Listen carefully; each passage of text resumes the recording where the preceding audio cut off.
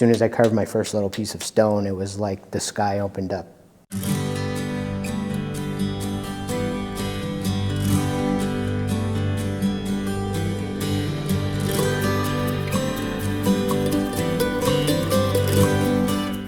My name is Steven Loney, and I am a professional stone carver.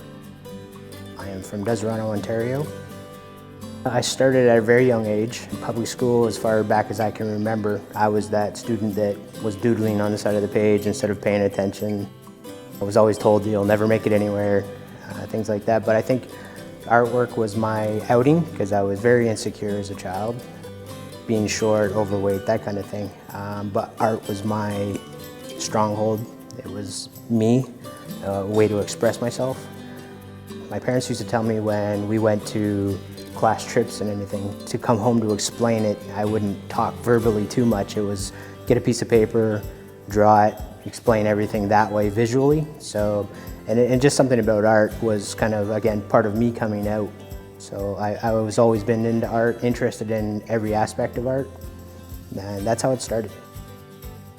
So I remember in grade 8 when we had like a fireman come or a policeman come and speak to the class, but then they ask you that infamous question after they left of, so what do you want to be or do for the rest of your life, right? I knew back then it was art. I had to do something with art. People call it laziness. I refer to it as I just knew inside me art was my expression, art was my everything. But the big question was, how do you make a career from art? So that gave me the direction of high school. I didn't take any spares. I took art classes. Anything to do with art I was involved in, which then in turn took me to college, St. Lawrence College graphic design program. Still striving to try to find what I could do as a career and survive as an artist. I was asked to do a menu for a restaurant, a family restaurant, because of my design background, which led into ultimately cooking. So I was a short order cook, and I thought, you know, I'm gonna try some of my artwork here, why not? I mean, you have spectators coming in all the time, and we needed something for the walls. So I did some paintings, but I also did wood burning, and I was selling them off the walls. With my artwork, I was kind of the go-to guy. Always, Steve Loney, he does art. So anything they needed, anything they wanted, I was kind of the call. So that helped me motivate, probably gave me that little bit of confidence at that time too. I was able to hide back in the kitchen, so I wasn't out front of everybody, but yet I was still expressing myself on the walls, and knowing everybody helped as well. I was fortunate enough to meet a stone carver. As soon as I carved my first little piece of stone, it was like the sky opened up. This is it.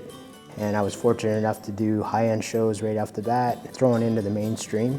I had no question about this is what it was. So I was able to almost work backwards from high-end to slow it down to my pace, what I wanted to do, when I wanted to do it, and the people that I wanted to involve. And it's just progressed over the last 20 years. I had some health issues that kind of reminded me of who I am. I was always grounded, but it made me that much more stable of, you know, I'm not just here. I want to make a difference. How do I make that difference? I'm an artist. I realized right off the bat, this is something that I can create. The reward of people touching, moving people and how they feel, but also sharing the culture and information, and I write it in stone. And each piece that I do has multiple symbolism. For me, I don't look at it as a job at all. It's a part of me. It's who I am. I'm just lucky enough that I can express it, and that's why that comes around to the reward of people. If I move somebody in some way and I touch them, it's like musicians, same thing. Certain songs, certain things touch people.